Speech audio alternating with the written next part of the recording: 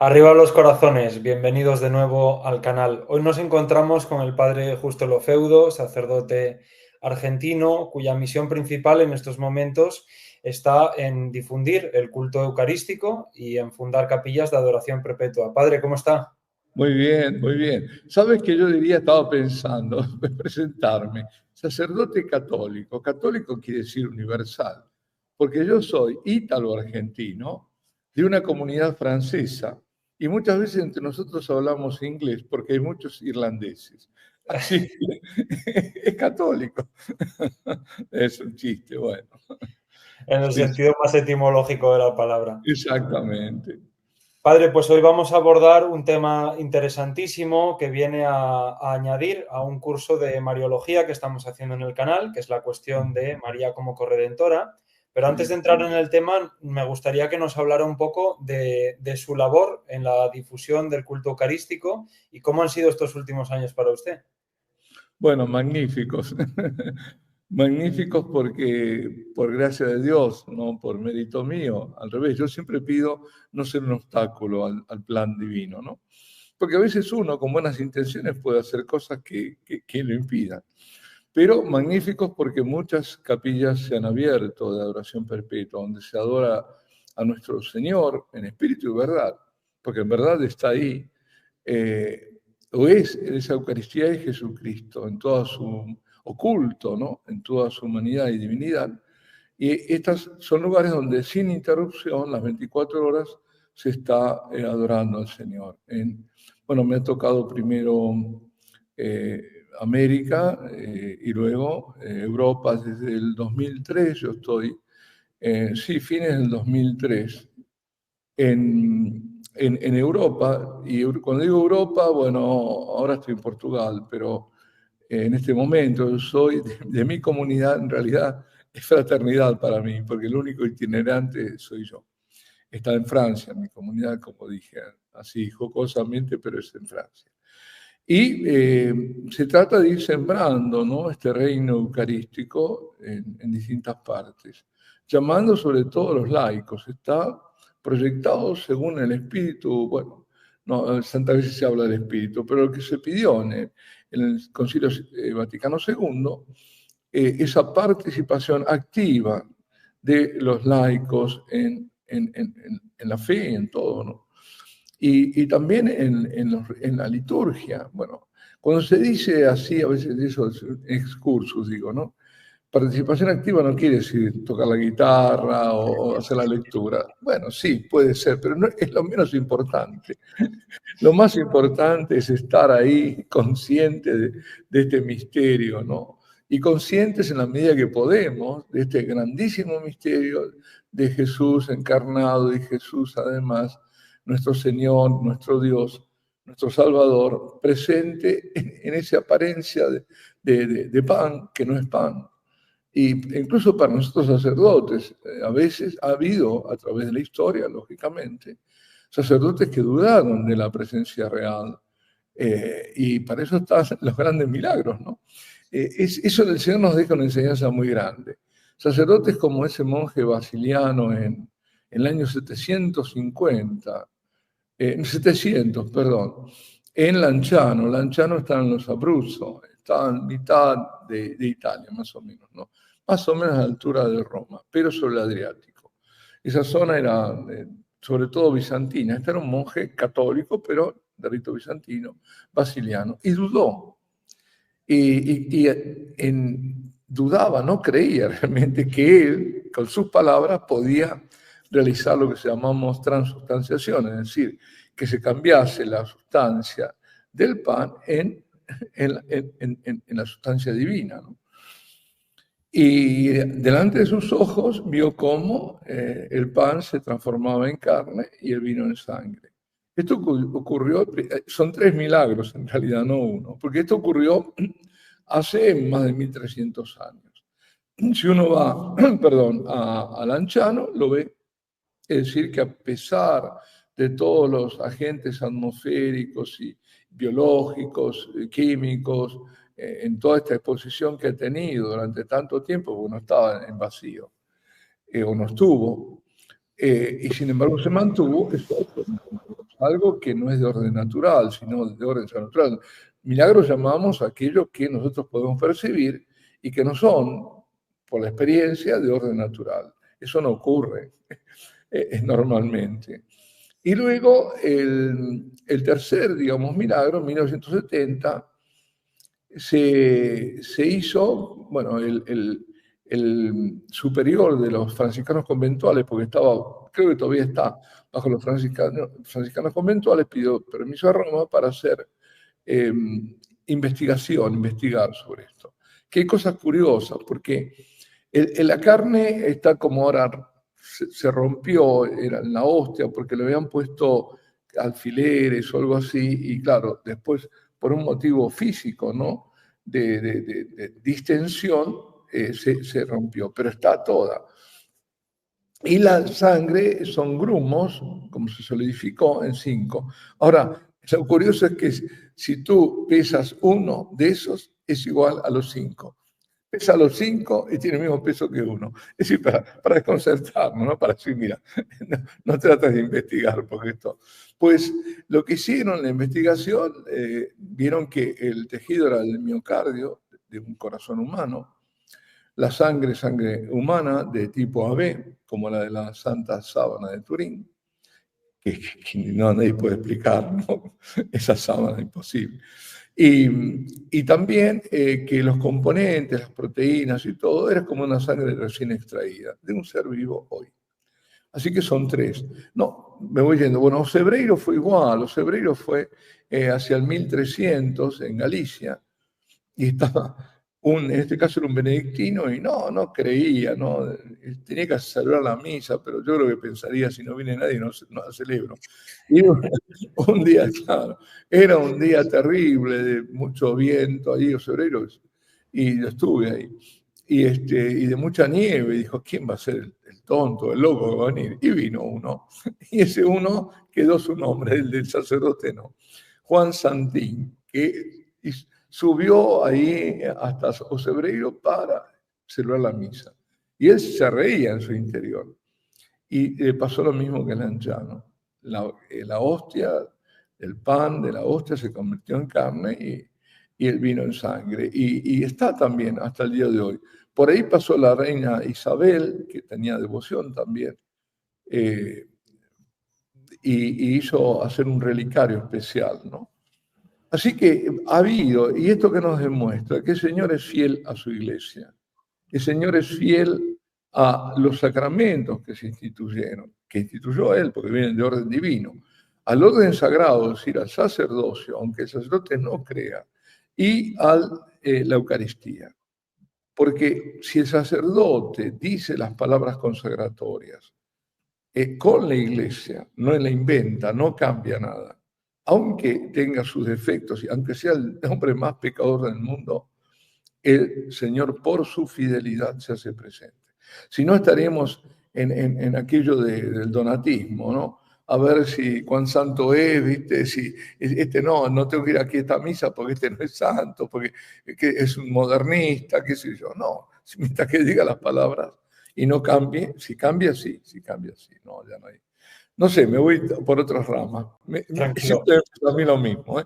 Invitamos a todo el mundo a investigar los milagros eucarísticos. Hay muchísimos. De hecho, el beato Carlo Acutis, su popularidad se debió a su estudio profundo de los muchísimos milagros eucarísticos probados que hay a lo largo de la historia. Solo para quien no sea católico en este vídeo, recordar que cuando decimos que en esos milagros eucarísticos el pan se convirtió en Cristo, no nos referimos a que el resto de veces no lo haga, sino que las apariencias también han cambiado, pero la sustancia cambia siempre, ¿vale? En toda misa. Claro. Sí, eso es interesante lo que estás diciendo, porque a veces también entre los católicos hay un lenguaje impreciso, porque muchas veces se escucha decir que en la misa hay un milagro, ¿no?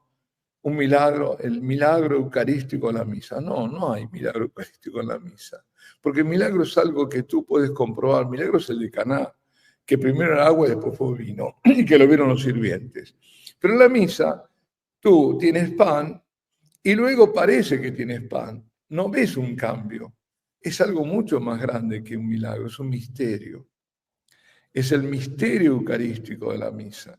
Es el que se haga presente su sacrificio y su persona, y que perdure gracias a lo que concedió a hombres, que es, bueno, aquellos que estaban con él y que les dijo, haced esto en memoria mía. Ahí los consagró como sacerdotes. Y esa sucesión apostólica es lo que te da la realidad de la Iglesia, es decir, la autenticidad, que no se ha interrumpido en 2000 años, más de 2000 años, ni en las iglesias orientales, ortodoxas, ni en nosotros. Lo que pasa es que después hubo un cisma en 1050, ¿no?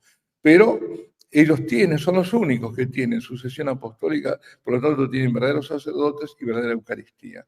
Y los otros son, bueno, nosotros y ellos. Los otros no, son comunidades eclesiales. Por eso Domino Jesús hace una diferencia. El mismo Papa León XIV, cuando saludó a todos, dijo, saludar a las iglesias y las comunidades eclesiales. Quien no sabe, no sabe qué quiso decir. Está hecho en Dominus Iesus. Recordemos, padre, solo para quien no lo sepa, este documento es uno de los documentos del Concilio Vaticano II, donde se establece... No, de Juan Pablo II. Ah, es de Juan Pablo II. Ah, vale. Escrito por Cardenal Ratzinger. Vale, es que hay otro documento, que no debe ser el mismo, también del Vaticano II, donde se establece también esta diferencia. Solo se considera como iglesia aquella que tiene sucesión apostólica, lo demás son comunidades. Exacto. Padre, sí, una última pregunta y podemos pasar, porque no le quiero quitar demasiado tiempo y va a ser un tema extenso, pero le quería preguntar, antes de pasar con el tema de María Corredentora, ¿cómo ha sido el desarrollo de la apertura de las capillas de adoración perpetua? ¿Si ha tenido acogida? ¿Cómo ha visto la implicación de la gente? A lo mejor que nos dé algún número de cómo ha ido creciendo. La verdad es que es un ministerio precioso el suyo y pues de una capilla de adoración perpetua salió mi decisión de convertirme. Entonces, no me digas. Claro, es algo muy especial, es algo muy especial. Yo fingí, se lo cuento rápido, yo fingí que era católico, pero yo era protestante, pero yo llamé porque yo ya estaba estudiando todas estas cosas, pero tenía muchas dudas.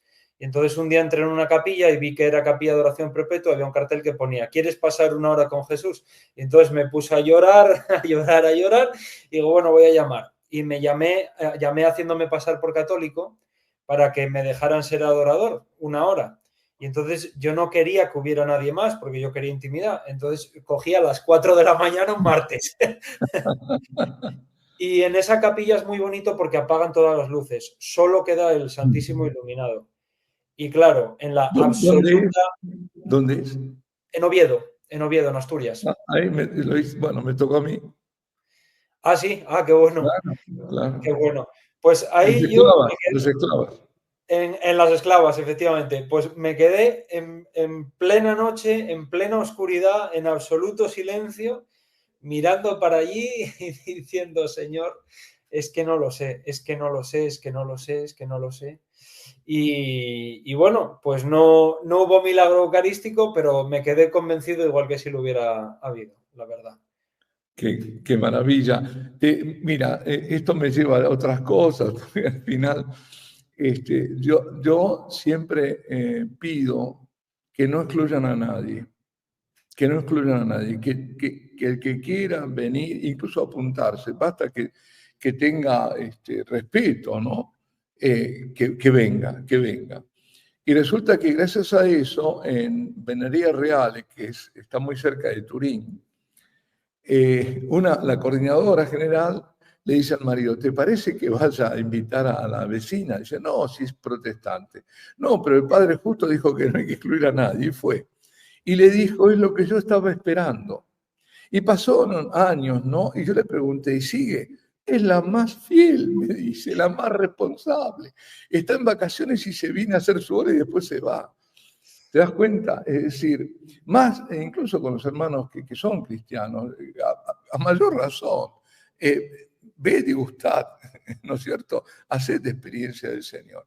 Hay muchos de estos testimonios muy bonitos, muy bonitos.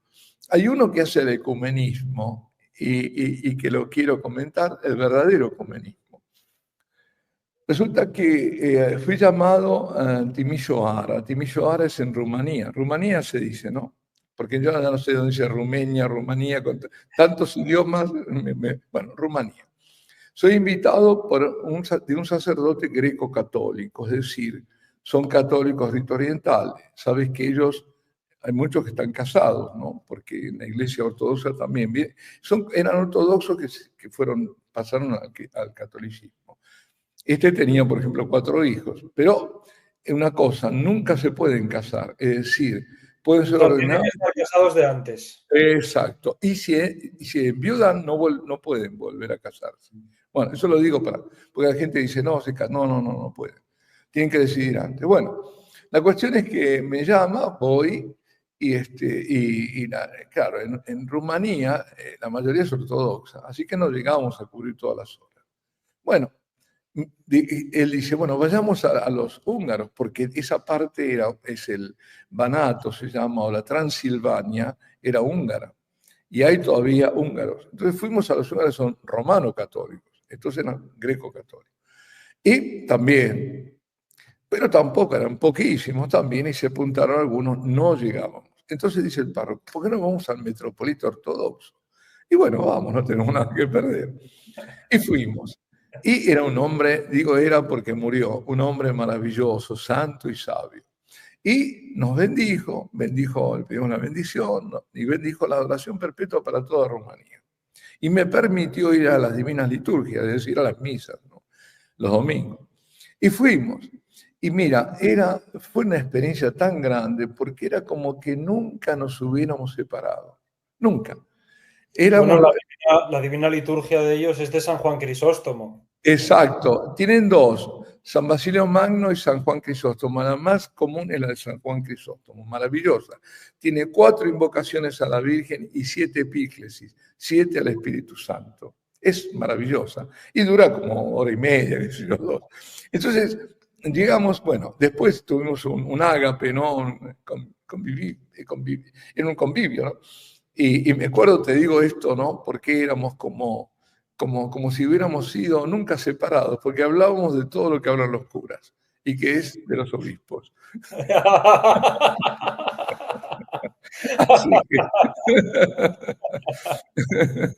me pidieron bendecir la mesa. Bueno, lo extraordinario que yo no me lo esperaba es que me dieron la homilía.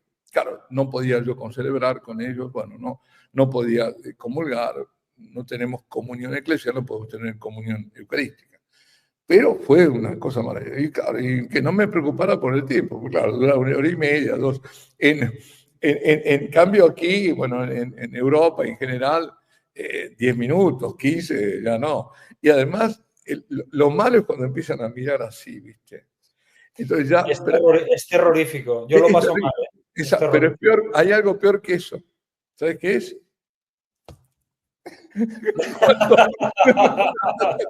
¿Creen que... Eso peor. Pues la cuestión es que me dejaron y bueno, y prediqué. Y habíamos hecho todo algo especial porque ahí no hay bancos, entonces había que escribir para invitarlos a la adoración perpetua. Pues, ¿qué pasó?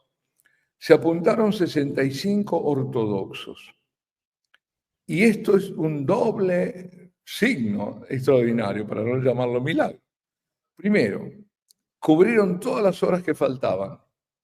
Segundo, ellos tienen la Eucaristía, pero no tienen la adoración, no tienen la exposición. Es decir, tienen Eucaristía, sí, eso lo tienen, pero no están habituados. ¿Cómo puede ser que eso ocurrió? Solo el Señor lo hizo. De hecho, ellos, perdón, una pregunta, ellos tampoco reservan, ¿no? No tienen reserva del Santísimo. Yo creo que sí, reservas tienen probablemente para los enfermos. No estoy seguro, pero yo creo que era como el inicio de nuestra, porque los ortodoxos es como la arqueología nuestra, éramos así, exacto. El iconostasio, todo eso, ¿no? Que ellos, por eso lleva mucho más al misterio. Ellos salen ya consagrados, nadie sabe cuando lo hacen y demás. Bueno, la cuestión es que desde entonces, comenzamos el 15 de septiembre del 2006. Son ya casi 19, dentro de poco serán 20 años, que están adorando greco-católicos, romano-católicos y ortodoxos. Esto es. Y los tres van en peregrinación, por lo menos una vez al año, a Medjugorje. Ah, Sí, sí, sí, sí. Bueno, la parroquia, eso nació de Medjugorje también, porque la parroquia está vinculada, pues se llama Regina Pacis y Unitatis, Reina de la Paz y de la Unidad. Así que, lo que más me sorprende de todo es que el metropolita ortodoxo haya dado permiso para eso. O sea, eso sí que me sorprende muchísimo.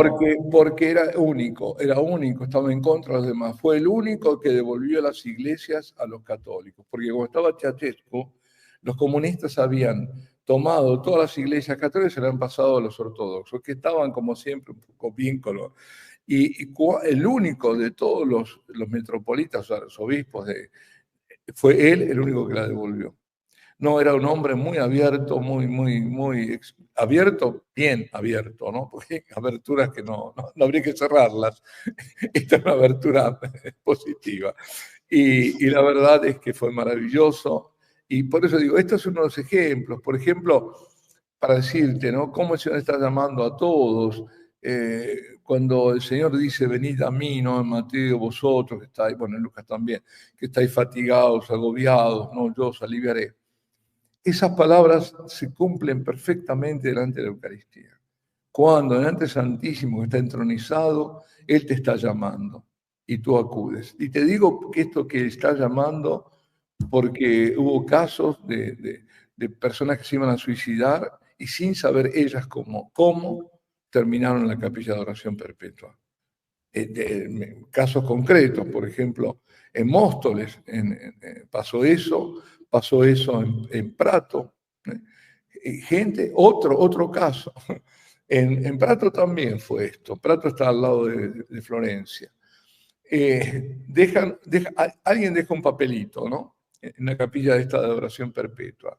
Y una mujer, sabemos por la firma, dice, son más de 10 años que no piso una iglesia católica. Y si antes lo hice, fue solo para alguna visita artística. Aún no sé por qué estoy aquí, pero creo en la paz que aquí encuentro. Y firmó María Gracia. Eso para mí, no sabemos más, es un camino de conversión. Es uno de los signos típicos de las capillas y sobre todo la de adoración perpetua, la paz que encuentran ahí, la paz pascual, es la paz que nos da el Señor, la paz de Cristo, la paz que no puede ser comparada a ninguna otra paz. Y eso es como el sello que deja. Así que eso también, por ejemplo, personas una señora se va de vacaciones, creo que era 6 semanas, bueno, mes y medio. Entonces nosotros decimos que buscar sustitutos, en lo posible, si no, lo buscan los coordinadores. Y buscó a alguien que la reemplazara en su hora, que era su cuñado. Esto fue en México. Un camionista ya son los conductores de autocar, esos, ¿no? O buses, ¿no? Y este hombre era, como dicen en Italia, mangiapreti, ¿no? Anticlerical al máximo, bueno, no pisaba una iglesia nunca. Bueno, llega ahí y para hacerle un favor, qué sé yo, era un hombre responsable. Y va y hace sus 6 horas, es decir, cada semana, de las 6 semanas, su hora. Cuando vuelve, le dice, yo me quiero apuntar, porque la paz que encontré yo no la conocía. Claro, es eso. Hay casos y casos y casos y casos por todos lados. Entonces, ahí en Oviedo, la calle Toreno. Qué buena memoria, ¿eh? Qué buena memoria tiene usted. Sí, sí, sí. Bueno, a veces. Estaba, una señora contaba, por ahí lo escucha este programa, y salía a pasear con el perro, con la hija, ¿no? A eso de las 10 de la noche, y el perro empieza a tirar, que era un perro tranquilo, Otto, me acuerdo que se llamaba Otto el perro, y era ahí, no sabían qué pasaba, y ven que hay luz, y entran, y estaba el Santísimo, y el perro quería entrar, era un perro tranquilo, dice que cuando estaban los negocios afuera, en las tiendas, quedaba, ¿no? Pero ahí quería entrar. Así que lo que hacían ellas era, cuando iba a pasar el perro, una entraba, se quedó un rato, después salía y entraba la otra, porque si no el perro quería a toda costa entrar en la capilla de oración. Sí, sí. Qué bueno. Pues para que no se enfaden conmigo, que luego dicen que en el título pone lo que no es. Eso, lo que no corresponde. Eso es. Pues me gustaría que nos hablara un poco de la cuestión de María Corredentora. También muchos, pues, somos favorables al quinto dogma mariano, ¿no? Por desgracia, pues todavía no es dogma, pero sí me gustaría que pudiéramos explicar bien qué significa esto de María Corredentora, porque por desgracia me he encontrado con personas que sienten mucho rechazo hacia la Iglesia, sobre todo de comunidades protestantes, porque piensan que lo que nosotros estamos diciendo con María Corredentora es que nos redime ella. Igual que Cristo es un redentor, pues María es otra, ¿no? Entonces, para no llevar a equívocos y que podamos entender bien qué significa este dogma y por qué nosotros lo apoyamos, pues me gustaría muchísimo que nos hablara de ello. Muy bien, yo te diría que no solo los protestantes, también muchos católicos no lo aceptan por lo mismo, ¿no? Es un malentendido. Bueno, ante todo hay que decir que un solo es el Redentor. Cuando Pedro y Juan estaban llamados ante el Sanedrín, hechos los apóstoles, ¿no? Sí, creo que era el capítulo 4. Pedro dice, lleno de Espíritu Santo, le dice al Sanedrín, jefe del pueblo, era porque había habido un milagro, un enfermo, ¿no? En el nombre de Jesucristo lo había hecho. Él les dice, los recrimina y le dice que por ese nombre, a quien Dios resucitó entre los muertos, Jesucristo, por este nombre se presenta este hombre ahora sano entre ustedes. Y llega a decir, claro, esa famosa frase, o parte de la frase, ¿no? De un versículo. No hay salvación en ningún otro, pues bajo el cielo no se ha dado a los hombres otro nombre por el que debamos salvarnos. El único redentor es Jesucristo, no hay otro nombre por el cual podemos salvarnos.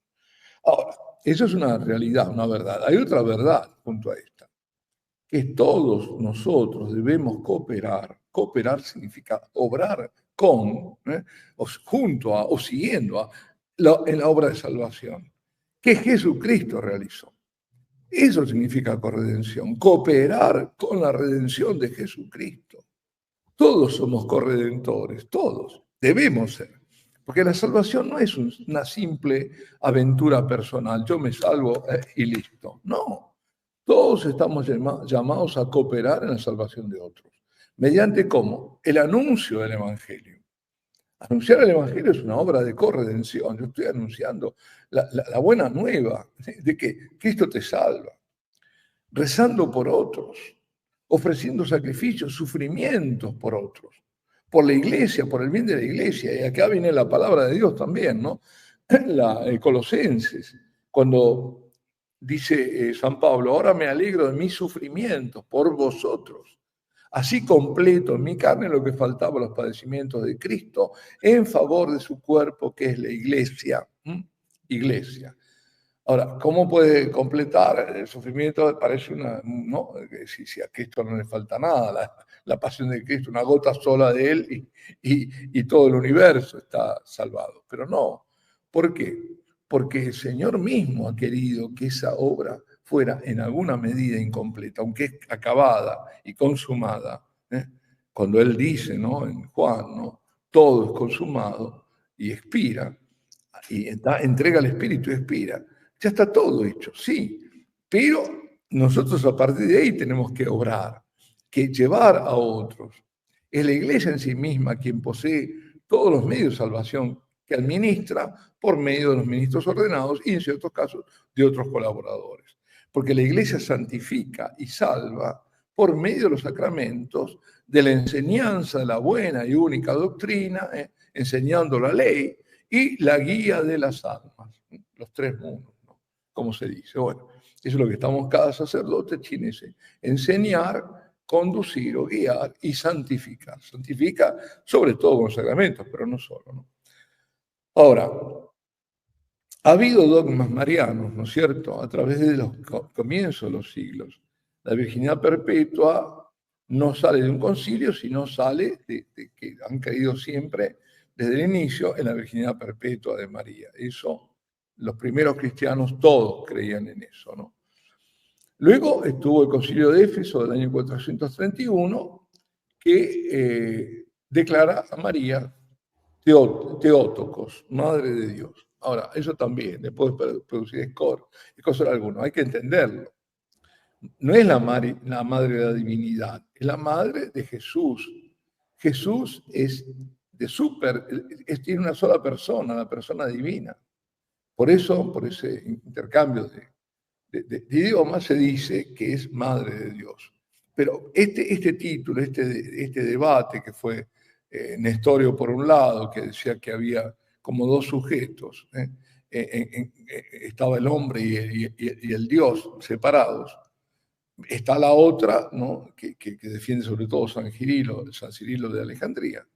Es todo un debate cristológico, es decir, sale de Cristo. Que María sea madre de Dios no es un debate mariológico, porque él decía, sí, es madre de Cristo, pero no puede ser madre de Dios. No, porque Cristo es una sola persona, no está dividido en dos. Y ahí está la unión hipostática, ¿no? Que es la persona, hipóstasis es la persona divina que asume la humanidad. Y luego, más reciente, en 1854, el dogma de la Inmaculada Concepción, que fue anticipado, fíjate, en 1830 en Ridivac. Ridivac es la famosa la medalla milagrosa. ¿Por qué se llama medalla milagrosa? No se llamaba así, porque se acuñaron en poco tiempo millones y millones de medallas porque había habido una peste y la verdad es que Dios sanó a través de esa medalla. ¿Por qué? Porque quería manifestar algo. Esa medalla milagrosa, a ver si la tengo aquí. Sí, yo la tengo, pero no sé si... Yo la llevo también. Sí, espera, aquí está. Aquí está. Bueno, la voy a sacar en algún momento. Esta medalla milagrosa que está, ¿se ve? A ver, esa ya es de buen tamaño, ¿eh? Sí, me la regaló Conchita. Y Ah, esta, Conchita de Garabandal. sí, sí. Ah, qué bueno. Mira, tiene dos partes, ¿no? Aquí se ve en la medalla milagrosa que la Virgen primero está pidiendo las gracias a Dios y después las distribuye a todas. Es la medianera de todas las gracias.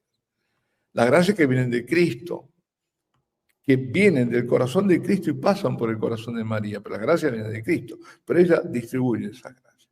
Y aquí está otro que justamente que tendrá que venir de la corredención, María y la cruz. María que participa de la obra redentora, del culmen de la obra redentora en el Calvario. Y ahí están los dos corazones, unidos siempre, pero sobre todo en ese momento. Y están las 12 estrellas de la mujer coronada del Apocalipsis, ¿no? La mujer es ella. Es decir, la mujer fue interpretada siempre por los padres de la iglesia, desde siempre como la iglesia y también como María.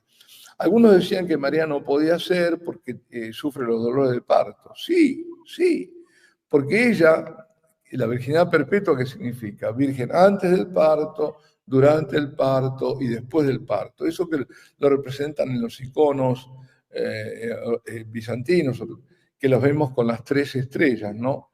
Está indicando antes del parto, durante el parto, después del parto. Bueno.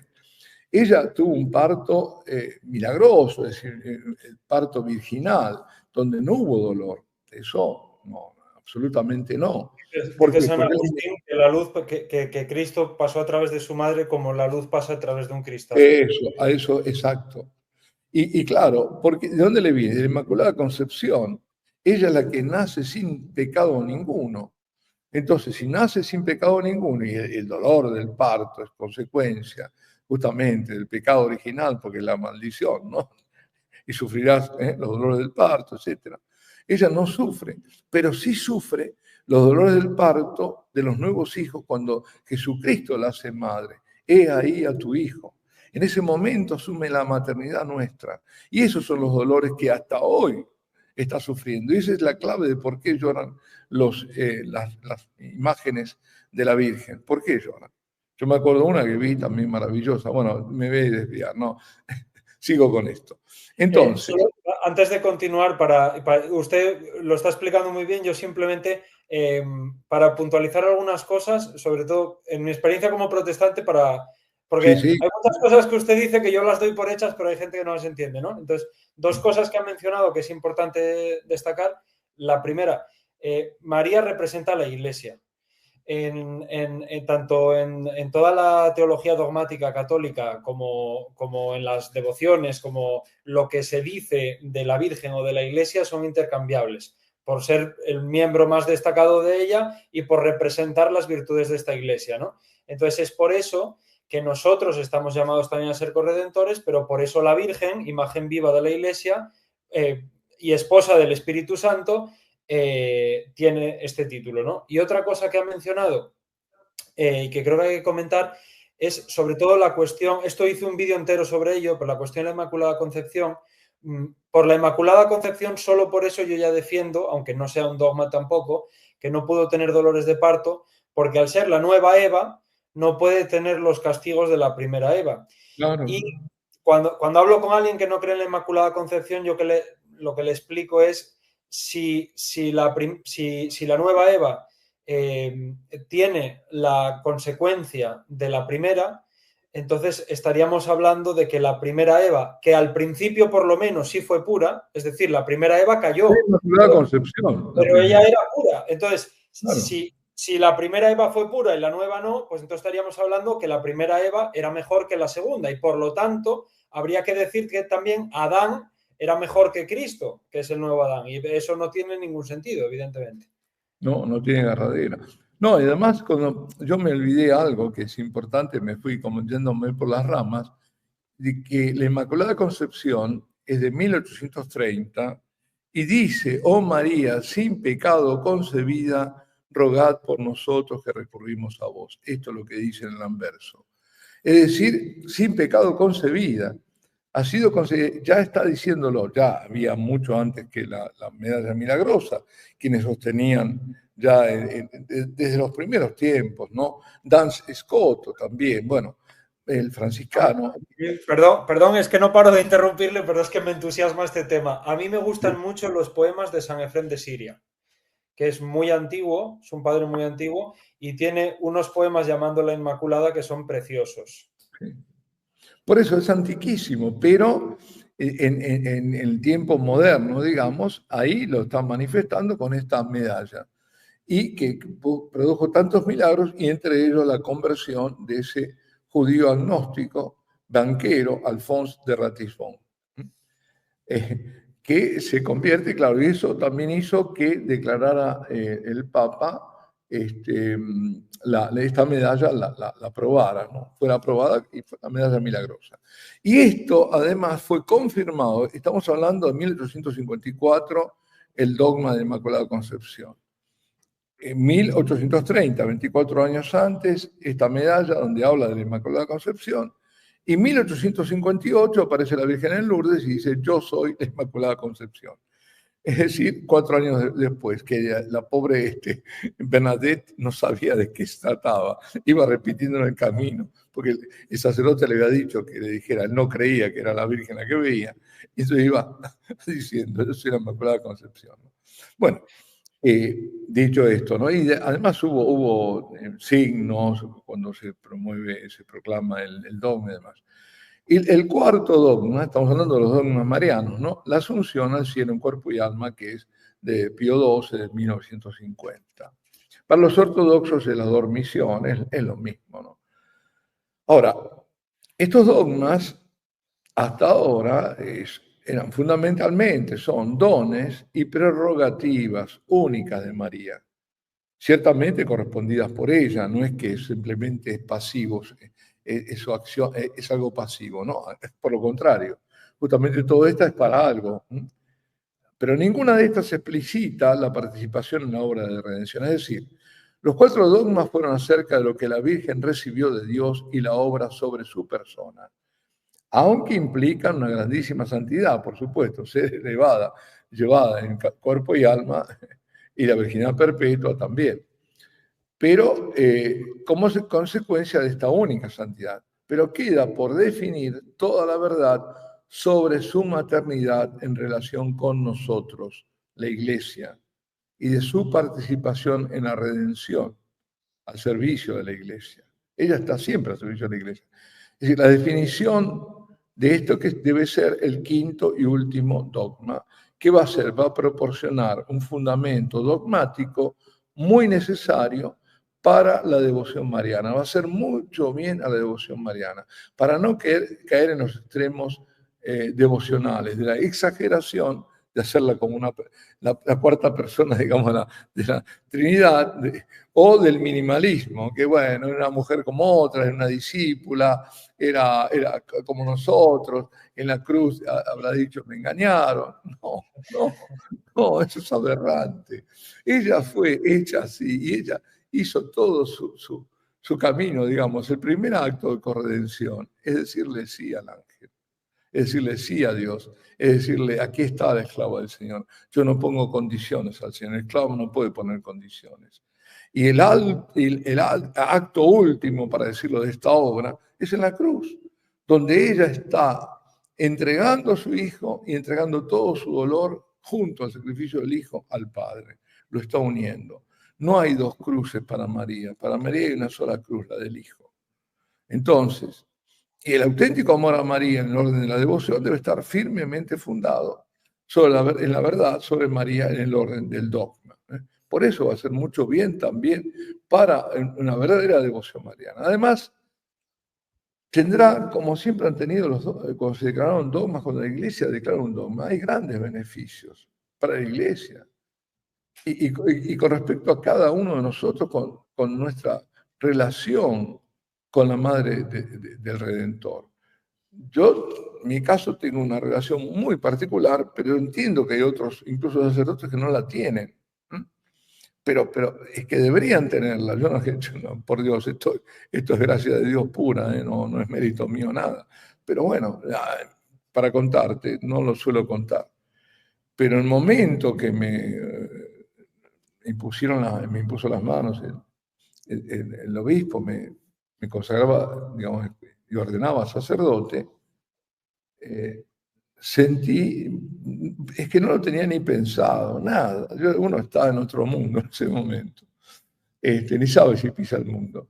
Y en ese momento tuve la gracia de decir, bueno, consagro mi sacerdocio a la Santísima Virgen, al Corazón Inmaculado de María. Y tiene sus efectos eso, evidentemente, porque yo veo que toda la misión eucarística está acompañada y seguida por la Virgen. La Virgen siempre lleva a Cristo. Una devoción mariana que no lleve a Jesucristo es falsa. María siempre lleva al Señor. Después queda como en segundo plano. Es decir, uno hasta se preocupa porque dice, pero ¿cómo yo tenía tanta devoción? Sí, pero no. Ella nos pone en el lugar debido, ¿no? Siempre va a estar presente.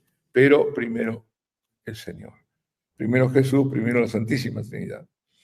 Y ella es la enviada en estos tiempos, porque hay una procesión, llamamos, ¿no?, la procesión trinitaria. El Padre envía al Hijo, el Hijo envía, o el Padre envía por el Hijo al Espíritu Santo, pero al final, en estos tiempos, justamente para acabar, para continuar esta obra de redención, viene ella, que es la corredentora, enviada de la Santísima Trinidad. ¿A qué? A llevar a los hijos a Dios, a todos, a los hombres que están lejos de Dios, a llevarnos todos a Jesucristo. Mira, hablando de Medjugorje, Alexis de Duplessis creo que era el presidente de las Asambleas de Dios, ¿no? No lo conozco. Sí, estuvo ahí, la Asambleas de Dios, ¿no? ¿Qué son? No me acuerdo. ¿No? Son pentecostales.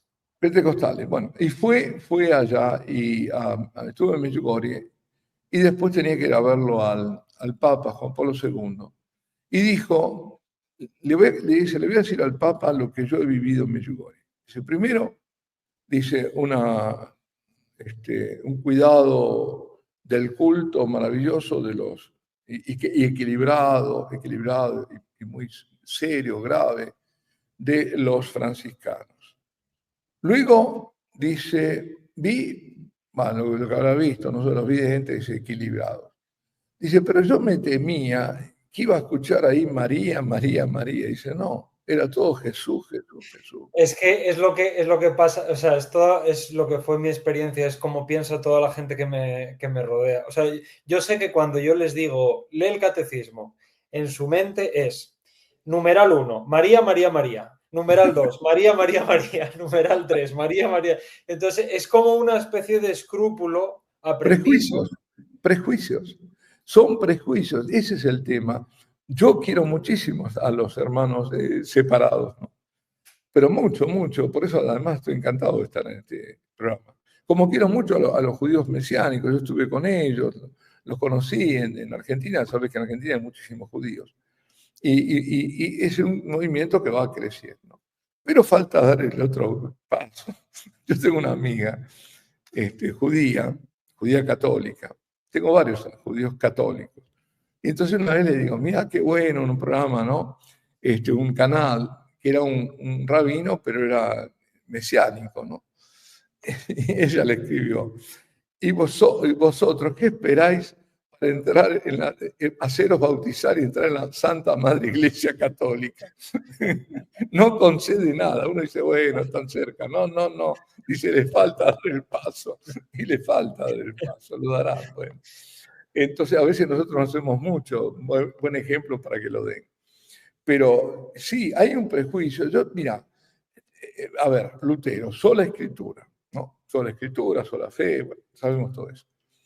Ahora, si es sola escritura, hay que volver a leer el pasaje de San Lucas de la visitación, de la visita de María, cuando dice que recibe el Espíritu por esa presencia, ese saludo de María, el niño y la madre Isabel, y le dice, ¿quién soy yo para que la madre de mi Señor venga a visitar? Es decir, reconoce a María en toda su, digamos, importancia que Dios ha querido que tuviera. Entonces ella, no, Dios, para decirlo, bueno, es que sería disminuir sobre todo no a María, sino a Dios. Crea una criatura para que sea el útero, perdón, lo digo así, brutalmente, para que Jesús tenga nacimiento y ya está. Qué pobre sería eso. Además la llama Madre de Dios, porque dice Madre de mi Señor, pero no es un señor de La Coruña, es Exacto, es exacto. El Señor Adonai. Kyrios. Exacto, el Es Adonai. Kyrios, Señor Dios. El Y sí, Adonai. yo hablaba de esto con una persona muy cercana hace poco y entonces yo le comentaba ese pasaje y me decía, bueno, pero claro, ahí lo importante, vale, es madre del Señor, pero viene a traer al Señor. Es Sí, sí, una cosa mediada para llegar a Dios. Y digo, efectivamente, claro, es claro. en virtud de Dios todo lo que es Exacto. nuestra Es Madre todo en Santísima. función de Dios, está subordinada a la acción del Hijo, en todo subordinada. Sí, sí. Padre, cuéntenos, porque ahora que estamos hablando de cosas, regalos que nuestra madre nos ha hecho, dijo nuestra madre, si no me equivoco, en Fátima, al final mi Inmaculado Corazón triunfará. ¿Es el triunfo del Inmaculado Corazón de María, al fin y al cabo, el triunfo de la Iglesia? ¿Es el reinado de Cristo en todos nuestros corazones? ¿Qué significa el triunfo del Inmaculado Corazón de María? Para mí no hay duda, de ella no puede triunfar si no triunfa el Hijo. Es decir, es el triunfo de la obra que yo vengo a hacer subordinada a mi Hijo y para llevarlos a todos a mi Hijo. Es el triunfo del corazón de ella, es el triunfo del Sagrado Corazón de Cristo. Es Cristo que es enaltecido y reconocido, porque todavía falta eso. Es decir, ese es el verdadero triunfo. Es el cielo nuevo y la tierra nueva. Para mí es eso. Es decir, es otra, es como una recreación, es la recapitulación, probablemente lo que tanto hablaba San Ireneo, ¿no? Esa recapitulación en Cristo, todo el mundo, todo sometido bajo sus pies. Y eso tiene que venir después de, claro, al final. Al final significa que va a haber toda una lucha, una purificación, pero que no termina en la catástrofe, en la calamidad, sino que termina en el triunfo, en la victoria. Es decir, Dios, Jesucristo se ha reconocido por todos como el único Salvador, como el único Redentor de la humanidad, como el Dios encarnado, como el Hijo de María, como su presencia en la iglesia, que no abandona, como su presencia en la Eucaristía, porque también va a tener que ver con eso, con el reino eucarístico, una manifestación de esta realidad que se verá de otra forma, no sé cómo, Dios sabrá, pero lo que está oculto se conocerá. Padre, y si hemos dicho que la corredención tiene que ver con la singularísima y especialísima participación de la historia de la salvación de la Virgen Santísima, precisamente por su maternidad divina, por su maternidad frente a nosotros, por haber sido ella la nueva Eva, ¿qué significaría esto de medianera y abogada? Esto lo digo porque quizá los hermanos protestantes nos digan, bueno, pero es que solo hay un mediador entre Dios y los hombres, Jesucristo hombre, y Él es nuestro abogado, ¿no? La Biblia no dice que María sea nuestra abogada. Antes de que responda, yo diría, por lo menos desde mi perspectiva, ¿no?, que les cuesta un poco entender que nosotros participamos de la economía de la salvación. Todos nosotros estamos llamados a ser intercesores por los demás, a rezar por los demás, a procurar la salvación de los demás, y en la medida en la que yo rezo por otro, yo soy mediador, yo soy intercesor y yo soy abogado. Al final, lo que le estoy pidiendo a Dios es que tenga misericordia de esta persona. Entonces, yo creo que sería un poco esa la base, pero me gustaría que nos lo desarrollara un poco más, padre. Sí, es tal cual lo que estás diciendo. Y yo digo, ¿por qué le vamos a prohibir a la Virgen, que es el miembro eximio de toda la iglesia, que no hay nadie más arriba de ella? Porque sí, a ver, la distancia entre nosotros y Dios es infinita. La distancia entre nosotros y la Virgen es finita, pero inalcanzable. Esa es la diferencia. No, Desde luego yo estoy muy lejos. Yo por lo menos estoy muy lejos. bueno, es inalcanzable, nadie puede llegar a esa altura, aunque sea finita, pero es inaccesible, ¿no? Ahora, nosotros cuando intercedemos por alguien o damos nuestro sufrimiento, ¿no? Por ejemplo, ayuno, voy a hacer un ayuno por la conversión de esta persona, la madre que ayuna por el hijo, para su conversión, hace un sacrificio, etc. Están contaminados por nuestro ser pecadores. Es decir, ofrecemos, pero tenemos también, es pobre la ofrenda. La Virgen cuando ofrece es purísimo, es total, no es parcial, está incontaminado totalmente. Entonces, eso tiene un poder muy grande, el poder de intercesión de la Virgen es muy grande, porque ella participó como ninguno de nosotros en la obra de salvación. Volvemos a la corredención. Es decir, una se deriva de otra. Ella, al ser corredentora, también puede ser la abogada eximia que aboga por las causas nuestras, pidiéndole al Hijo. Ella va a pedirle al Hijo. O que además media esas gracias. Pues las gracias vienen de Cristo. Y Él es el único mediador entre los hombres y Dios. Pero entre esos hombres está María, que es la primera a quien alcanza y a quien ella se dirige. Es decir, cuando Él media, hagamos el camino descendiente, ¿no? El ascendiente es el pedido. El descendiente es Él que está dando, que es el mediador, está mediando todas esas gracias a la humanidad. Y en esa humanidad hay una cúspide, hay alguien sobre todo, que es su madre, y que es la que pide con más fuerza que todos por ser purísima. Y la que Omnipotencia suplicante, le decimos. y recibe ella. Mira, en Tui, que fue en 1929, sí. En Tui está esa visión que tiene Sor Lucia, cuando ve la Santísima Trinidad, ¿no? Es decir, una teofanía, es decir, ve al Padre, el abandonante, el abandonado Jesús, y en su sacrificio, el Espíritu Santo que está entre los dos, ¿no? Y la sangre que va colando al cáliz, pasa del pecho de él, va a una hostia, de la hostia al cáliz. Y después sale una escritura, ¿no? Gracia y misericordia. Y ahí está la Virgen mostrando su corazón, el sacrificio de su corazón. Es decir, está mostrándose ella en la pie de la cruz, donde está recibiendo las gracias que vienen de su Hijo y pasando por su corazón que ha sido también martirizado, que ha sido inmolado. Ahí, la muerte de ella es esa, es una muerte espiritual, no una muerte física, que pasa por ahí y eso es lo que nos ofrece a nosotros. Ahí está digamos, expresado simbólicamente el ser abogada y el ser medianera de las gracias. Se lo dijo Simeón, y a ti, mujer, una espada te atravesará el corazón.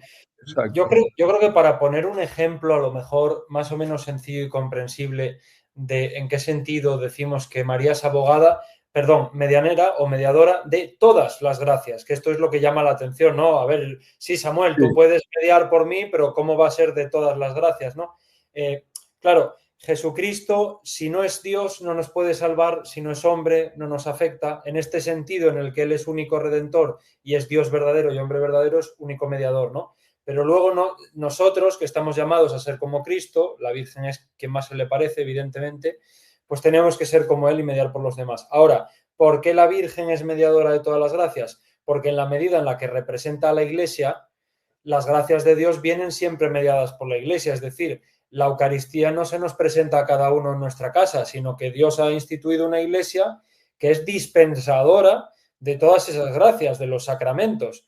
Entonces, pues María, en la medida en la que representa a la Iglesia también, ella tiene poder dado por su hijo y No, por su padre y por su esposo, por todas las personas de la no, Santísima Trinidad, para dispensar las gracias al mundo que se le han concedido.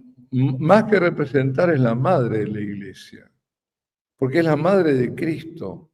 Porque la iglesia, una de las imágenes eclesiológicas, mejor además porque está fundamentada por San Pablo incluso, es el cuerpo místico. Entonces, ella es la madre de la cabeza de ese cuerpo místico. Por lo tanto, de ese cuerpo emanan las gracias, vienen de ella. Es decir, ella las recibe del Hijo. Mira, cuando uno va, por ejemplo, a lo que pasó en Ridibac, ¿no? ¿Qué veía Santa Catalina Labouré? Veía que primero la Virgen estaba en esta actitud de oración, mirando hacia lo alto, pidiendo a Dios las gracias. Y después se la veía hacia abajo, hacia los hombres, ¿no? De donde salían esos rayos que eran las gracias que había obtenido. Pero Dios ha querido que sea así porque le hizo tan partícipe, íntimamente unida como ningún otro a su pasión. La humanidad se unió a la pasión de Cristo porque Cristo sufrió la pasión para redimir la humanidad. Pero hubo alguien en especial, y por eso es la nueva Eva, que así como se dice que del Cristo dormido, del costado del Cristo dormido, que es el Adán, no el nuevo Adán dormido, que es Cristo, nace la iglesia, nace también esa maternidad de la Virgen, la hace madre antes de morir, el legado que deja, ¿no? Dos legados deja fundamentales. Uno es el día anterior, en la noche, el día anterior, la Eucaristía. Y en ese momento en la cruz a su madre. Y esa madre es la que está recibiendo todo eso. Por eso hay un movimiento ascendente y descendente. Ella está dando a Dios todo el sacrificio del Hijo y propio, que es uno con el Hijo, pero también está recibiendo de lo alto, a través del Hijo, esas gracias que va a distribuir. Es la medianera, sí, por eso. Yo creo que al final el resumen de todo eso es porque Dios quiere. O sea, al final, vale, ¿por qué la Virgen es Madre de Dios? ¿Por qué es Inmaculada? ¿Por qué es Virgen Perpetua? ¿Por qué es Asunta al Cielo? ¿Por qué es Corredentora? ¿Por qué es Mediadora? ¿Por qué es Abogada? Porque Dios quiso. O sea, es que no hay... Lo Sí, único que importa es si es verdad, no si a sí. uno le gusta más, a otro le gusta menos. Samuel, sí, es cierto eso, pero hay que agregar algo, porque todas estas son prerrogativas y dones únicos que haya tenido, pero también hay mérito de parte de ella. Es decir, es lo que ella recibió tan grande, tanto, porque si no, no se explicaría. Sería qué sé yo, una injusticia de parte de Dios. Le da todo a uno y ¿qué? No le pide nada. Le dio todo y le pidió todo. Y ella dio todo. Y por eso es quien es. Bueno, de su fiat vino la salvación al final. O Claro, sea, por eso decía, es el acto primero de esa corredención. ¿cuánto nos cuesta a nosotros, verdad? Hágase Oh, en mí según tu palabra. He aquí el esclavo del Señor. se ¿Cuánto dice nos cuesta? fácil, se dice fácil. La verdad que ah, al final en Jesucristo no se detuvo la espada como en Isaac. Y al final, pues nuestra madre sí tuvo que ver cómo torturaban brutalmente a su hijo, sabiendo además que era justo, que su hijo Claro, era justo. claro. Pues, padre, ya llevamos una hora, quisiera añadir alguna cosita más. Si me quiere hacer alguna corrección, tiene total libertad, ¿eh? O No, sea, nada, no, no, nada, al contrario, muy oportuno porque además conoces de la otra parte, ¿no? Que hay que decir. Yo diría solamente, le pediría, y sobre todo a los pentecostales, pero a todos, que dejen que pase la luz del Espíritu, que no le pongan pantallas. Los prejuicios son pantallas. Dios es luz, el Espíritu Santo es luz, digamos. Bueno, esa luz pasa en la medida en que yo no le ponga pantalla. Cada prejuicio que yo pongo es una pantalla y por ahí no va a pasar la luz, va a haber un cono de sombra.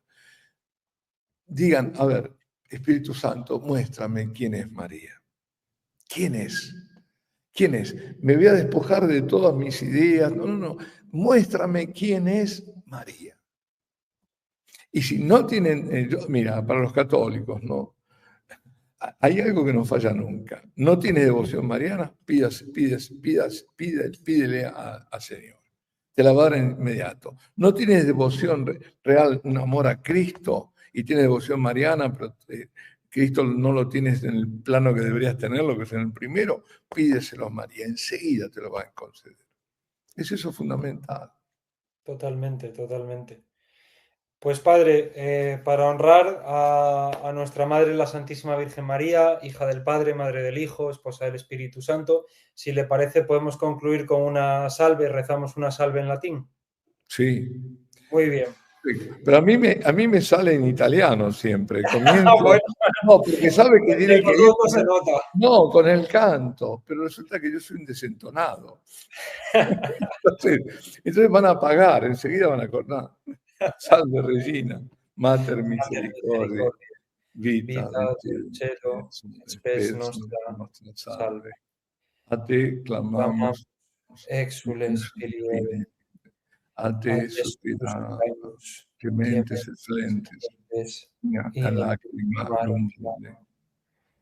ella Ora ergo advocata nostra, y los y los tuos misericordios, misericordias oculos tuos. nos converte. Et Iesum benedictum fructum ventris tui, Tú, nobis post hoc exilium ostende. O oh, clemens pia, oh, o ya, dulcis oh, Virgo Maria. María. Ora pro nobis Santa de Genitrix, ut Ulti- igne Sí, sí. Sí, amén. Es que usted sabe muchos idiomas y entonces, No, no, claro, es que me pierdo porque muchas cosas las digo en italiano, qué sé yo, y ahí se me produce, viste, de todo, porque, no sé, fichemos, sí, sí.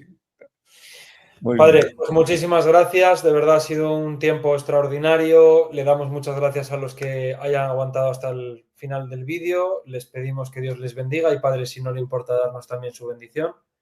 Como, como no, por supuesto. Invocando la presencia, la intercesión, la protección de María Santísima.